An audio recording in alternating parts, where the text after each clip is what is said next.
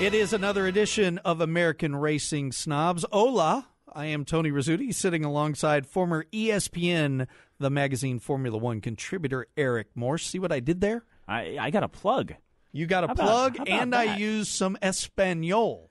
Yeah, you did very well there. And my amigo Tony, you were a contributor at Fox Sports and Speed, were you not? Yeah. Oh, for people that think we don't really know what we're talking about, we kind of do a little bit. Yeah, not as much as those that live it, but we do this show for free. Yeah. But we have been paid to talk about this stuff in the past. We have. Man, exciting week coming up after a weekend off as we move from over in Europe and really the Far East. We head now to North America, get ready for a great group of races here with Mexico City this weekend, Austin, which I will be at for the American U.S. Grand Prix the following week. Then we head down to South America. We hit Brazil and then back over to the Middle East and Abu Dhabi, and we wrap this thing up.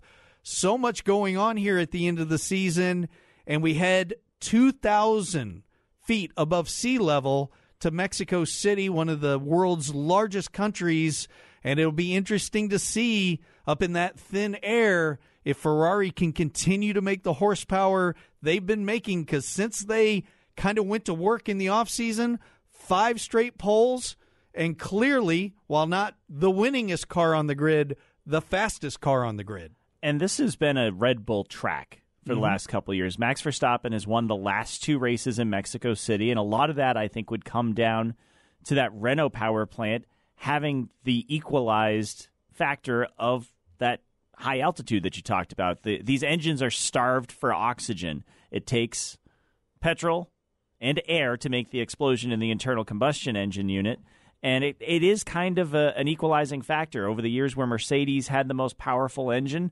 Mexico City was a place where they couldn't really rely on that. Now, here's what's funny is Red Bull says they don't think they have a car that's going to win this week. Mm-hmm. Mercedes says they don't think they can hang with Ferrari. I'm not sure that Ferrari isn't vulnerable because of, one, how they treat their tires, because there are quite a bit of Sector 2 especially is very twisty, and Sector 3 goes through the ballpark now. It's not the old track that used to go swinging around the outside. Right. Formula One raced there many, many years ago before our time, but you and I probably knew this track from either Champ Car or from Grand Am, the Rolex Sports Car Series. And the old NASCAR Busch Series. Oh, yeah. Yeah, that was a good one, too. Now the Xfinity Series. F1's revised layout when they started going back there, what was that, 2015? Yeah. Goes through this other thing, part of the track that didn't exist before through the ballpark, and it's iconic. I love the visual of that. I do miss that corner. That was a real neck stretcher, that long right-hander. But it has been a bit of a bogey for Mercedes when they had the most powerful engine the last couple of years. Will that be a bogey for Ferrari? I guess we're just going to have to wait and see, but this is going to be a tricky one to predict, I think. Because on paper, I'd say, man, this looks like a no-brainer for Red Bull. Danny Rick on pole last year. Max Verstappen winning 2 years in a row, as I just said. But they don't seem too confident based on all the stuff I've read in the press. They don't expect to win this one. Well, I think you bring up 2 really interesting points. Number one is the tire degradation that the Ferraris have. This hasn't been just 1 or 2 races where they've seen some really bad fall off, really bad graining and had issues. It's been every race. Especially since they heaped that downforce onto the car with that big shovel in Singapore. Yeah. Ever since then, the car's been transformed, especially in qualifying. It's nice to have that battle of, hey, the fastest car may not be the car that's in front in the middle stage of this race. Yeah, Ferrari seems to be dominating qualifying lately. You know, you had that weird safety car issue in Sochi that kind of messed everything up there. You've had issues in Suzuka that have led to, results that you didn't necessarily expect for Ferrari where they missed some opportunities. But we have this new dynamic where it looks like Ferrari's going to have track position, but Mercedes is going to have the race pace. And it's going to be an interesting game of cat and also cat. Yeah, it's going to be interesting. The second thing you brought up was in this turbo hybrid issue. You used the term internal combustion, and a lot of talk this week amongst other teams to the FIA. No formal protest or anything officially submitted to the FIA, but they have asked for them to look into the Ferrari engine at a possible designed oil leak into the combustion part of the engine, which would create more horsepower. They think that might be where Ferrari, because Ferrari hasn't been just a little bit ahead as far as motor. They've been a lot ahead, 0.8 to a full second in just pure speed. So that's interesting that we talked a little about Renault last week and their fly-by-wire brake bias that can change via course and via corner, and that's supposed to be controlled by the driver. Now some of the teams looking at Ferrari that maybe they're bending the gray area of the rules a little bit. Well, and the question is what part of that is illegal? Because I'm not, as technical as a Steve Matchett or something like that. I do know that there is an oil burn limit, just like there is a fuel flow limit over the course of a Grand Prix. Is you have a finite amount of either fossil fuel in your car, and it's measured before and after to make sure that you're not exceeding limits. So if they're, honestly, as long as there's not a rule I'm not aware of that says you can't do it that way, as long as they're not exceeding their oil burn rate, I don't see a problem with it. And this is what I love about F1 is, damn, that's clever. Yeah. Every couple of years, there's something I hear about on one of these cars, and I'm like, wow, that's pretty tricky. The off-throttle blown diffusers that the Red Bulls used to have. Yeah. Do you remember that? Where they discovered that they could control the airflow out of the exhaust pipes and use it to make downforce on the back of the car with the double diffuser. And Adrian Newey and his cronies at Renault were able to come up with a plan where even when the engine was not at throttle, like in a super low-speed corner, if you were off the gas, it would still push exhaust out. It would save some so that it could heave hot air at the diffuser in low-speed corners. And that was the strength of that Red Bull when they won 4 straight world championships. And there was no rule against it. They had to make a rule. Yep. So this could be an instance where the FIA says, well, in the interest of either cost control or fairness, we may have to ban this clever little trick, because I'm not aware of a rule, but it wouldn't be in the news if there wasn't something to it. I don't necessarily expect that to lead to action. I would be much more concerned if I was working at Renault in their ECU systems, as opposed to if I was an employee at Ferrari in the engine department right now. I tend to think that the FIA they've looked at this before, and as you said, it's measured. So I believe the Ferrari teams are in compliance. I think this is some of those competitors, and I think the competitors are Mercedes and Red Bull, making sure, hey, we know too, so don't try to push it, because we're going to make sure they check you extra. So any thought of, well, maybe we can sneak out a little bit more in there, I don't think that's going to happen. I think you kind of nip it right there. You also mentioned a third thing. I said there were only 2. There were 3 things. You talked about where Mercedes has had the better handling car. They have as close to an equal motor as you're going to get, though we admit Ferrari's been a little bit better. The one thing Mercedes has also had has been better strategy. Except we debated last week, we got the Twitter question about should Hamilton have gone the distance on the tires, and you and I debated it back and forth, and I think you said a really smart thing in there is we don't see all the data. We know Lewis, if anybody, can stretch the tires, but we don't know what the gap is. We don't know what the fall-off is. Mercedes does this really cool thing the week after a race where they actually do a public kind of breakdown from an engineering side of what went on in the race. And they admitted they got the strategy wrong. So what should they have done? Would they have gone hard? No, what they said they feel like the 2-stop strategy was correct. They said at the end of the race he was losing 2 to 3 tenths of a second per lap on those tires, and they were only going to get worse. So the idea he was going to be able to stretch it and hold him off, the data clearly showed he wasn't. So that was some of the data you looked at. What they admitted they should have done was done the severe undercut. They should have brought him in way early, put him on the mediums, knowing he was going to have to stop again, and they could have got ahead with the track position and that quick stop in between them, and they could have held the gap. That was their thought. Well, they should have pitted him way earlier than they did on the first stop. This is all because of the Typhoon. They normally could have run this simulation and had the data, but they didn't expect the DEG to be so high because they didn't get as much running as they normally get on a Grand Prix. Right. They only had Friday. So you wash out Saturday, and that leaves an unknown. And I think I said it last week. I don't necessarily want every weekend to be completely unknown, but it is fun to have a wild card every now and again where you make the guys on the wall, and the girls as well, make the decision as opposed to the computer spitting out an answer back in the UK that comes to them going, well, we think you should box on this lap to this tire and spit out into this gap on the track. There's something to be said for the human element and reacting on the fly, data be damned. And they just didn't quite get it right. I like the idea of what they tried to do, but obviously the DEG was a lot higher than they thought it would be. Yeah, I know that's old news from a couple weeks ago, but I hadn't heard that. I wanted to kind of tie that together because you took a deep dive, man. Yeah, you got a problem. I know. When there's not a race, you just go looking for the end of the internet when it comes to this stuff. I am obsessed with it. I just find the sport so fascinating, and as much as I love the cars on the track, the stuff that happens behind the scenes and off, I think, is just as interesting. I want to talk about a change they're making to the race course at Mexico, but one further bit of news out there, and we've talked about it before, but it is now official with Formula One and the FIA that Toro Rosso will change their name to AlphaTauri for next year. So that's a done deal. It was speculated. Everybody knew it was going to happen, but they've officially made it. I think Toro Rosso made their debut, 13 years ago. Was it had like their 2006, 2007? Yeah, their lone win was with Sebastian Vettel. The rain-soaked event at Monza in 2008, really his coming out party there. I don't know. I like the Toro Rosso brand. It was clever. It's Italian for Red Bull. It's the junior team. There's a clear connection. They make the cars look different enough that it doesn't confuse you.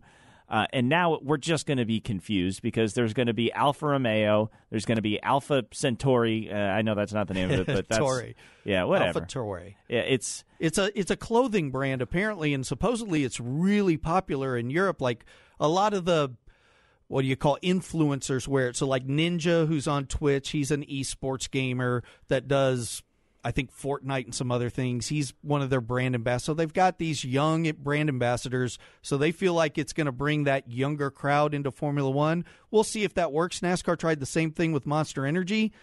I can't tell yet if that worked. It's hard to say. I haven't really seen a huge increase in young people, but maybe we'll see it when they're 24, 25, 30 years old and have disposable income. Maybe that's when we'll see it. Hopefully it will. I mean, every sport, not just auto racing, every sport, the youth coming into it is the lifeblood of your sport, or otherwise you just age every year and eventually you have no audience.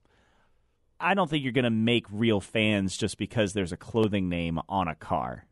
It might catch their attention. I don't think so in the U.S., but it might pay off in Europe. I think it's going to look okay on a billboard for them, and that's about it. I'm excited to see what their cars are going to look like because I've always thought they've had pretty sharp cars.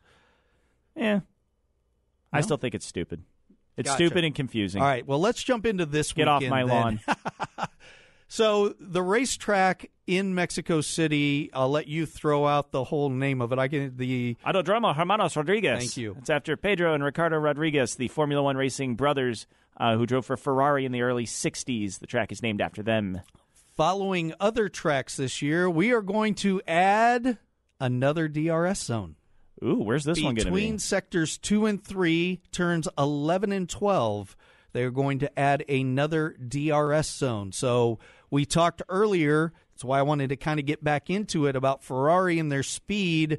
This is a little bit shorter run, similar to what they did at Singapore. It wasn't a very, very long run, but again, another chance for Ferrari to kind of stretch their legs or try to close a gap.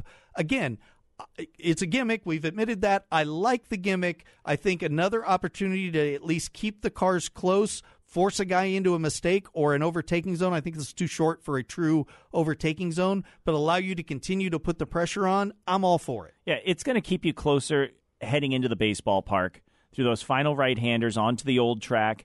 It is one of the longest straightaways in Formula One. It's up there with Baku and Sochi in terms of how long it is down to turn number 1. I think that'll also affect the start.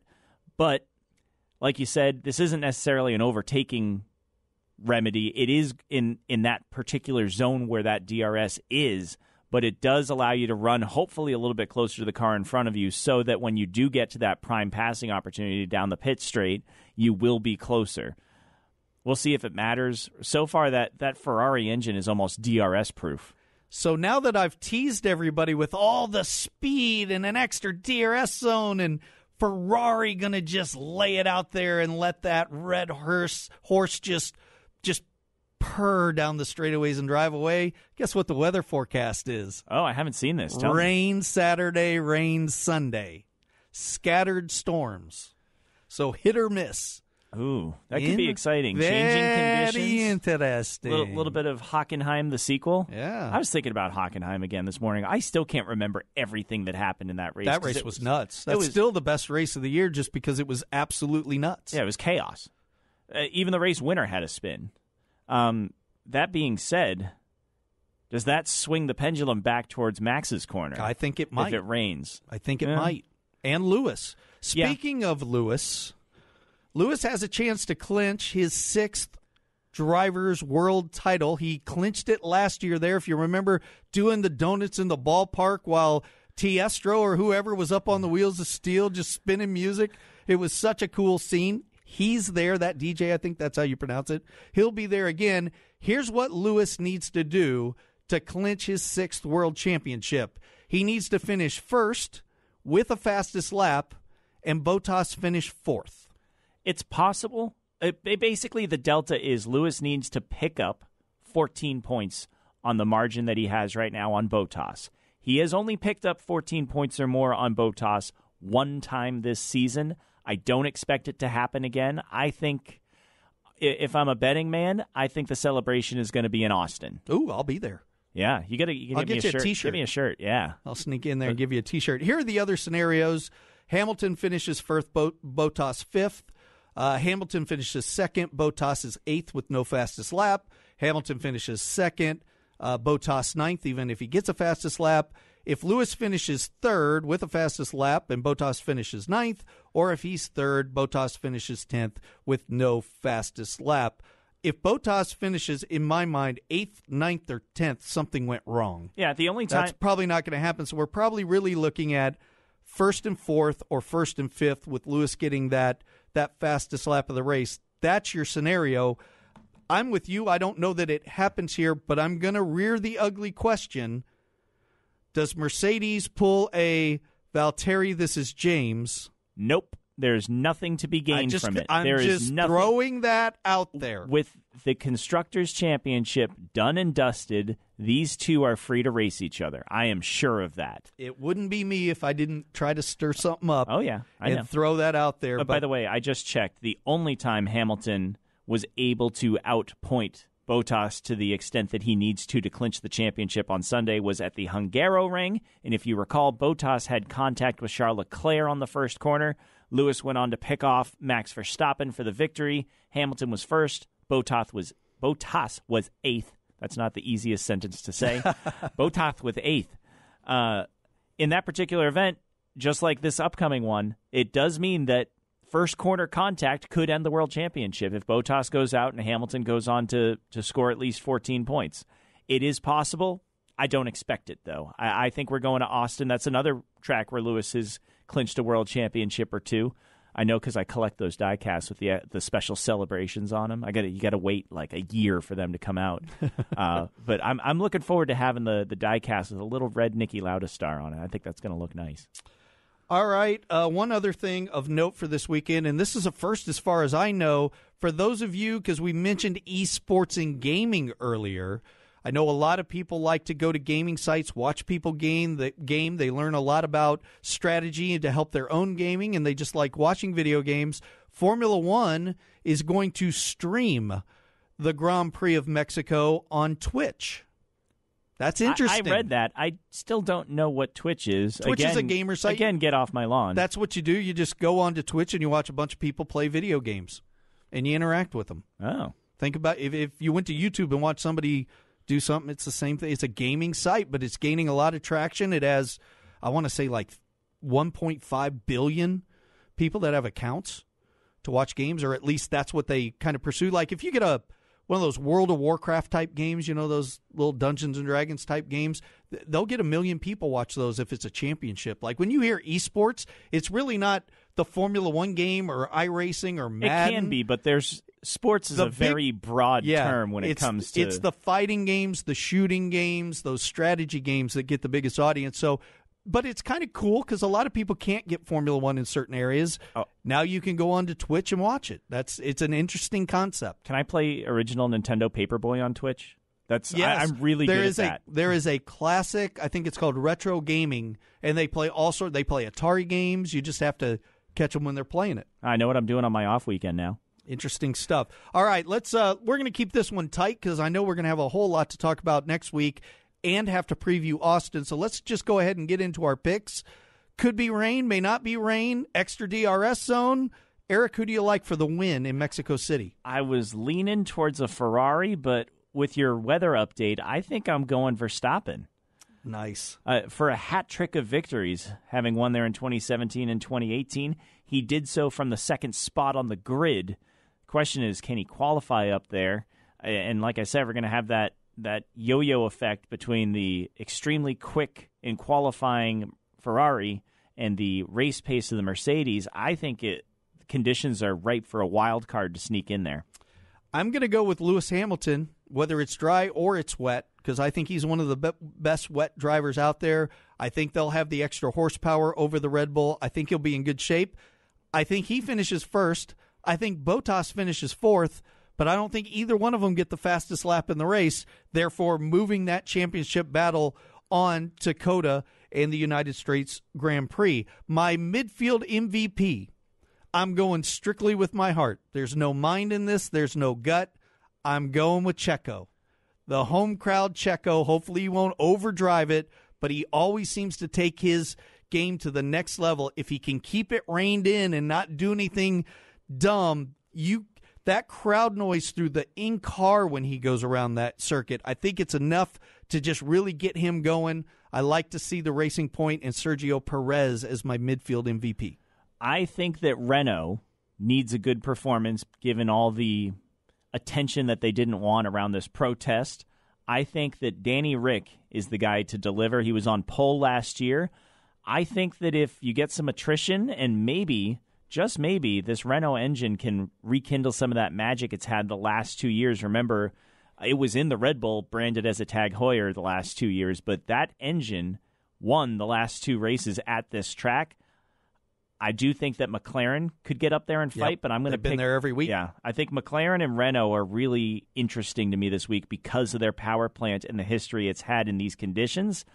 I'm going to keep an eye on Danny Rick. I like it. We also do a thing where if we were completely wrong and we just screwed this whole thing up, if that all happens, then who probably did well? We do that as well. So, Eric, assuming Verstappen doesn't get a rain race and dominate, assuming all this happens, then what did happen? What did happen to make your prediction not come true? If it doesn't rain, who wins? Charles Leclerc. There we go. I'm going to go Vettel. Okay. I'm going to go Vettel. If it's not Hamilton and we don't see weather and it stays dry, there's something about that 5 car. I just think Sebastian, he's got a lot of experience there. He's got a fast race car. He seems to have some confidence. I think the little chip between him and Charles has kind of, he's more, what the kids call it, woke. I mean, the beast is awakening. Somebody poked the bear. Yeah, there you go. They've poked the bear, and I think Vettel will be the guy. All right, let's take our quick break. When we come back, we'll talk some other racing with the Morse Code Report, and we'll wrap this one up. Get you ready for the Mexican Grand Prix this weekend. Stay tuned. Here's your chance to win a set of your very own Hercules Tires. Go to HerculesTires.com/MRN. Simply register, and each month we'll give away one set of tires. Hercules Tires has the value, selection, and industry-leading mileage coverage to get you wherever you need to go, no matter where the road takes you. Register now for your chance to win a set of Hercules Tires at HerculesTires.com/MRN. Hercules Tires. Ride on our street.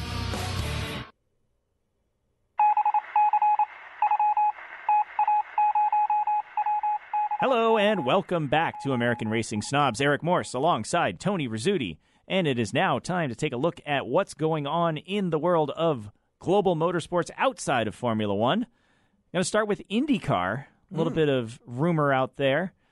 Remember Patricio Award? Yeah. He was supposed to be the teammate to Colton Herta. Right. They had some financial issues.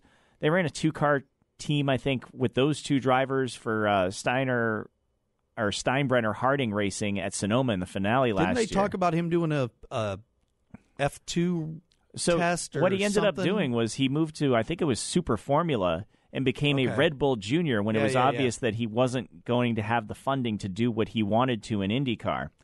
He might be back because his stint as a Red Bull Junior was extremely short-lived. He's now parted ways with them, and he is the front runner to partner James Hinchcliffe at McLaren in their IndyCar ventures. So I blame Max. It's Max's fault. He's ruining all the juniors.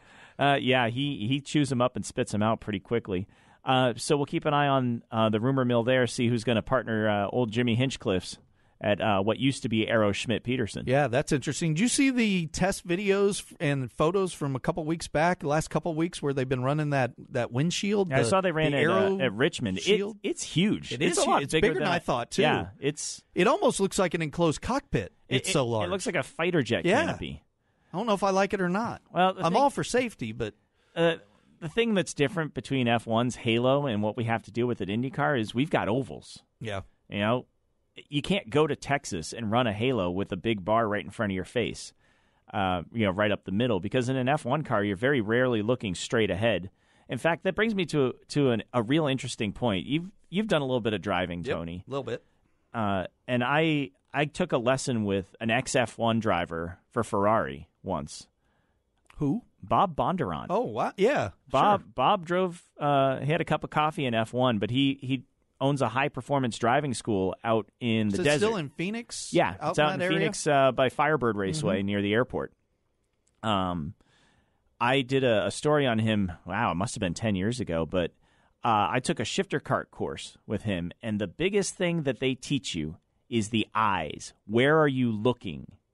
You are looking on a road course around the corner as far as you possibly can. Oh, yeah. When I play video games, I've noticed that it really helps. It's all about where you're looking. Yeah, the worst thing you can do is look 2 feet in front of you off the nose. You can't do that. You got to look way down. I recently saw this video. I can't remember if it was Haas F1 that posted it or if it was a gaming site or something, but they use technology to measure where the focus of your pupils were. And it was Kevin Magnussen versus just... Here's a gifted amateur who knows this course and knows how to drive a simulator. We're going to record their point of focus. And Magnussen was so steady and so far around the corner that it almost baffles the mind that you're like, how could this even be useful? But I've tried it. It works. Yeah. It's just something that you have to remind yourself to do. It's amazing what your mind will do. Like your hands will follow the entire pattern. You're going to unwind the steering wheel correctly, even if you're not looking at where the curb is that you're about to clip. Now, we better put a disclaimer.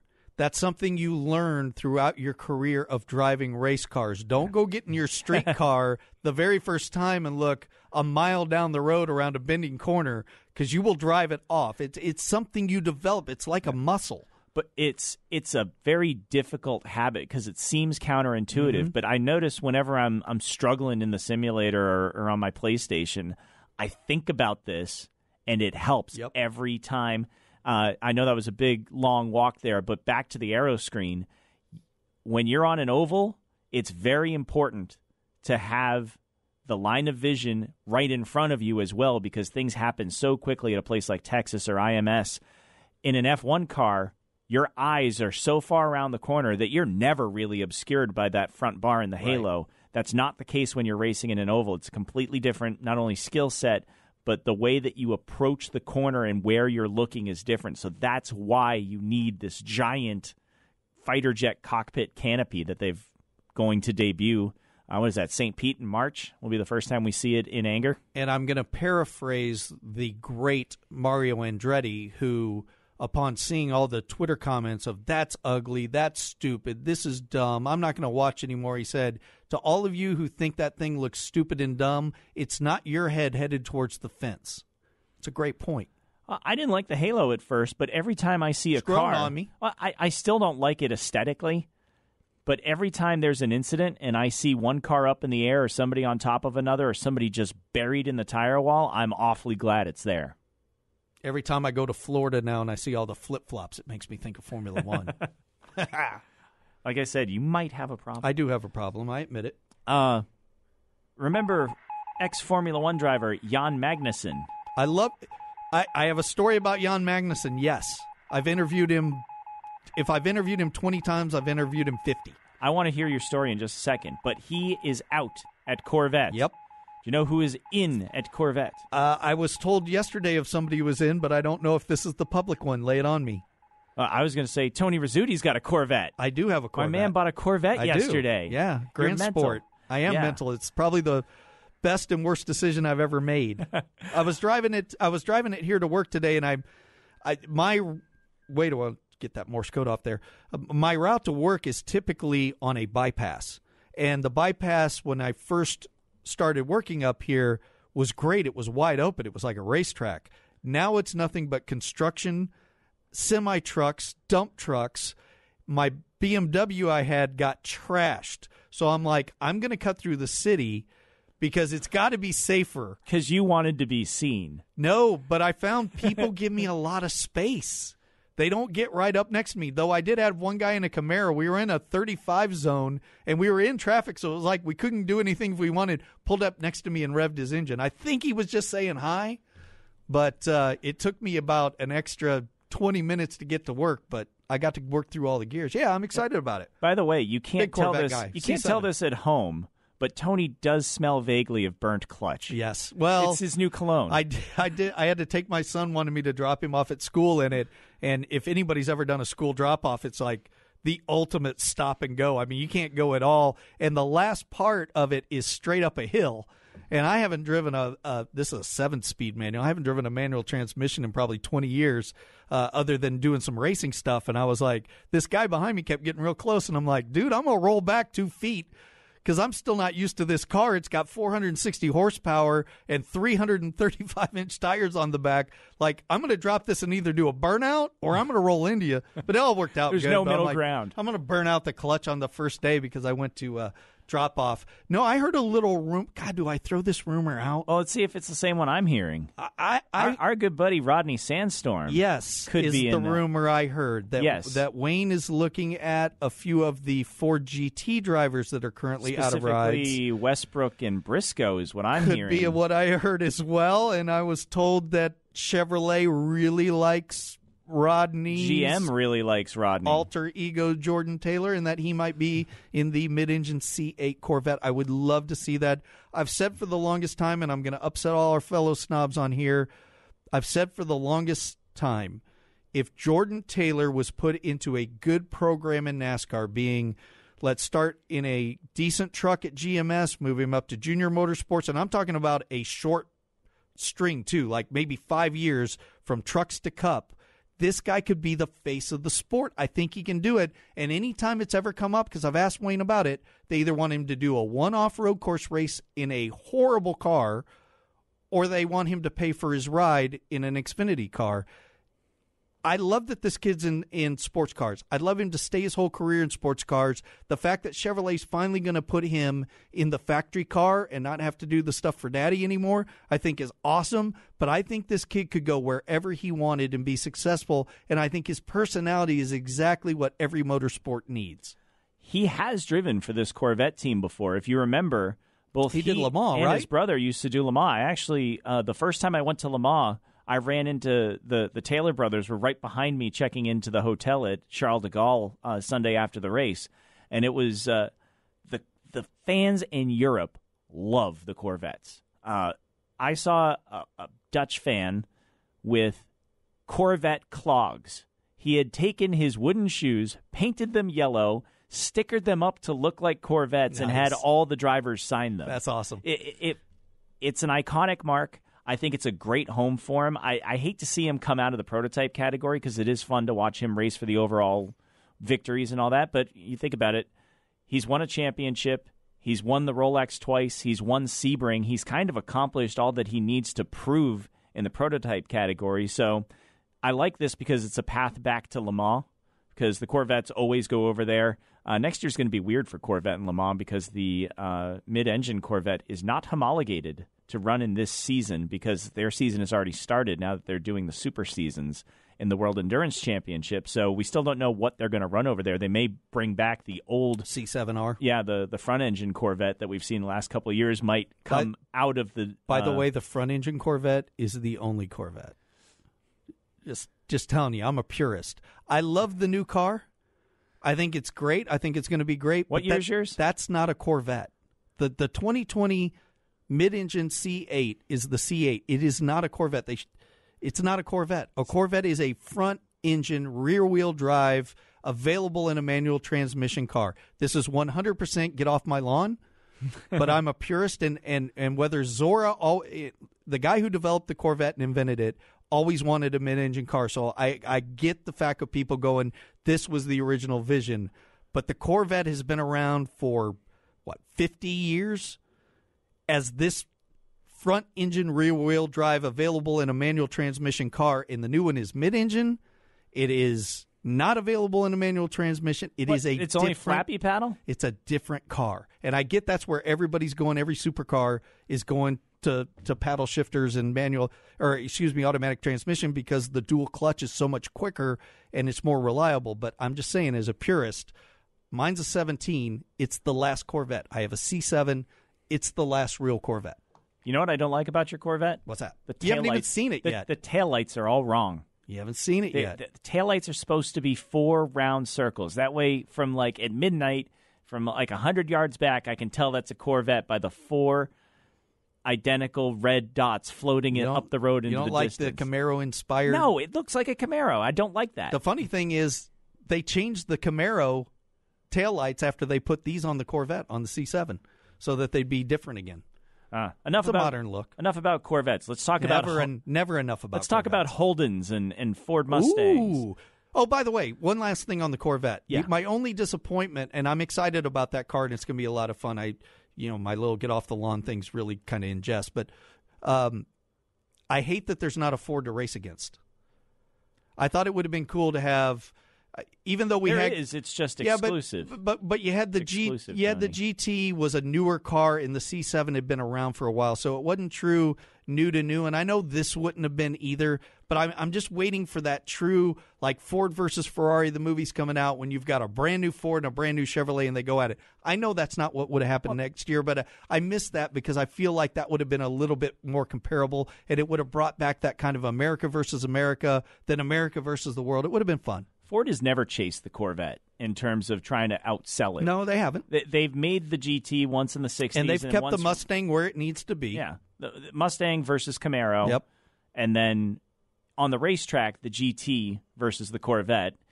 It doesn't make a whole lot of sense from streetlight to streetlight just because of the sheer cost. Right. I get so excited when I see a GT out in the wild. Corvettes are cool. They're good looking, but they're pretty common. Yeah. When I see a GT, it stops me dead in my tracks. Tell me about the Holdens. The Holdens and the Fords specifically down under. Bathurst 1000. I talked about the shenanigans with the I read this. Third place car at the time leading into the last pit stops, backing up the field, 1 for a double stack for himself, but 2 to basically negate the fuel advantage of Shane Van Gisbergen and his 888 Holden. The stewards went into this investigation. A little bit of a confusing verdict here. They found them guilty. They gave them the largest fine in Supercar Series history of $250,000. However, they did not penalize Scott McLaughlin, who was one of the drivers who benefited from that. So right now, the paddock's kind of split on this. You took action against the team, but not the driver who benefited. It's a mixed message. I think one of the team owners said it's like being half pregnant. Did he benefit or did he not? Right. You can't really have it that way. What I honestly in my heart think that Scotty McLaughlin wins that race either way, and I hate that it was tainted like this. The simple solution to me is just implement what NASCAR does. If you don't maintain safety car speed, you can be passed with no penalty under yellow. That's exactly what we do over here. It works great. We don't have people doing that to gain an advantage. Problem solved. Mm-hmm. But right now, it's the biggest controversy in the last decade in supercars with a $250,000 fine. Also, Coulthard was dropped from 6th in the running order down to 21st. I think that moves Rossi and Hinchcliffe up a spot. Yeah, there you go. In the final running order. But I do think that McLaughlin would have won that race. I would have hated to have seen the win taken away because of something the other car did, even if it was under DJR Team Penske orders from, I don't know if that's the unified team came up with that or just Coulthard's engineer saw the situation and was trying to help. But I'm glad McLaughlin is a Bathurst 1000 winner because I think that means he's going to come to the United States sooner. That's the only thing that he had left to accomplish down there. That was the big missing spot on his resume. Penske owns cars in 3 major racing series here in IMSA, IndyCar, and NASCAR. And McLaughlin has not been shy about saying he wants to move to the States to continue his career once he's closed the supercar chapter. And Penske says it's a distinct possibility that could happen sooner rather than later. And if you guys have not seen Scotty McLaughlin race, he might be the best driver on the planet this year. He is tremendously talented. He's the real deal, total package of a driver. He's in his prime. I would love to see him try this. Yeah, it'd be a lot of fun. I hope so. I'm glad you brought this up because I read that the other day, and I'm like, I hope it, and I forgot to tell you about it. I'm glad you brought that up. Good stuff. I mean, Kenny and I have been talking about it all week. Yeah, Kenny loves his supercars. He's the supercar expert. Yeah, here. he is. The W Series, they have revealed 18 of the 20 driver slots for Season 2. That includes the top 12 from last year, all the hits, all the big ones, all your favorites from last year. Alice Powell, Jamie Chadwick, the defending champion, is back. So far, the only American who is confirmed is Sabre Cook. I believe she finished in the top 12 in points. They did an open test to try to fill the remaining 8 spots. My UCF friend Shea Holbrook not coming back right now. I did not see her on the list. They decided... She struggled. Yeah, they announced... But she'd never really run a whole lot of open wheel, just a little bit. Well, I mean, that's what this series is for, is to give people that opportunity and see who acclimates to it quickly and can stand out and kind of use this as a jumping board into other series, whether that's Formula 3, Formula 2, any other, Formula E perhaps, something like that. They're keeping 2 spots open just so that if there's any latecomers to the party, and also if they want to reevaluate the data, maybe do another test, try to figure out how to put the strongest 20 women on the field of that race. That's what they're working on right now for Season 2 of the W Series. One last note, our friend Jared Andretti got his second Pirelli GT4 win of the season with the McLaren that he co-drives with Colin Mullen. And they took overall honors in the season finale at Las Vegas. So congratulations to Jerry. Super cool. Yep, it was a strong season for him. He didn't have the success he was looking for in his dirt program, but to get 2 wins in that McLaren, and I love giving John a hard time about McLaren, but I know I give John such a hard time because he is Mr. Ferrari when it comes to super fandom. That's why he and I get along so well. Yeah, maybe even more than you. Yeah, but he... I was giving him such a hard time saying, hey, can I get an Andretti McLaren shirt from you? Just knowing that would, as some of you probably remember, his cousin Michael did not have the greatest experience with Mr. Ron Dennis in the early 90s. No, he did not. So there's still He may have ruined it for all American drivers after that. For all Italian-American drivers? To be honest, yeah. Italian-Americans the world over despise McLaren for generations because of the way that Michael Andretti situation unfolded. Yeah. Well, good stuff, Eric. All right, let's just review anything else real quick. I think that's all I got. I do, too. We got a big weekend of racing with the Grand Prix down in Mexico City, and then we quick turn around, come up to the States for COTA. There's going to be a lot going on. I do have a request of our listeners. Yeah. I had a little bit of ice hockey-related insomnia the other night where I play late at night. Usually like 10, 11 o'clock. What you do on your time, Eric's your business. Yeah, I just have a hard time falling asleep after because I'm so amped up. So instead of counting sheep, I was counting Formula One world champions, as one does.